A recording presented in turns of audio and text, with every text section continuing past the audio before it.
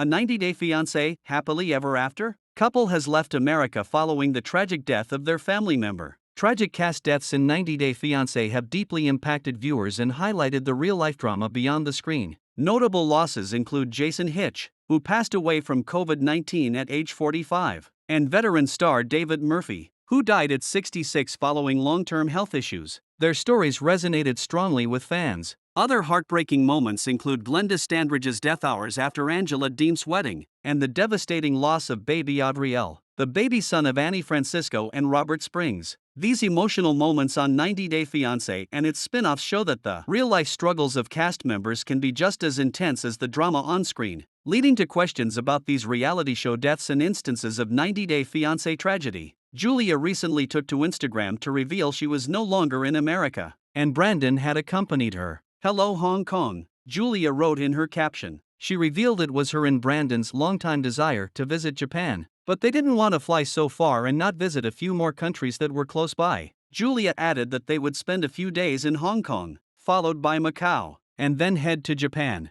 Julia and Brandon's relationship hasn't really been smooth sailing from the start. Even before Julia moved to the US to marry Brandon, he had accused her of cheating on him with her ex-boyfriend. Even though she and Brandon were on a break, Julia was never able to win back his trust, and later faced challenges navigating life in America due to Brandon's parents. Ron and Betty Gibbs' over-involvement in their son's life created discomfort for Julia. It was certain that she would never be able to move to her dream city, like Miami, because Brandon would always live close to Ron and Betty in Virginia. While she managed to move out of the family farm, Brandon gave their new house key to his mom. However, Brandon didn't like the fact that Julia wanted her parents to come to America. To make matters worse, Julia's pet dog Simba, whom she considered her son, recently passed away. Julia didn't want kids of her own despite Brandon pressuring her, and Sima was her best friend who died from a stroke. It appears Brandon has finally decided to give Julia everything she wants in the marriage to make her happy, and it involves them leaving America behind, even for a little while, so she can clear her head.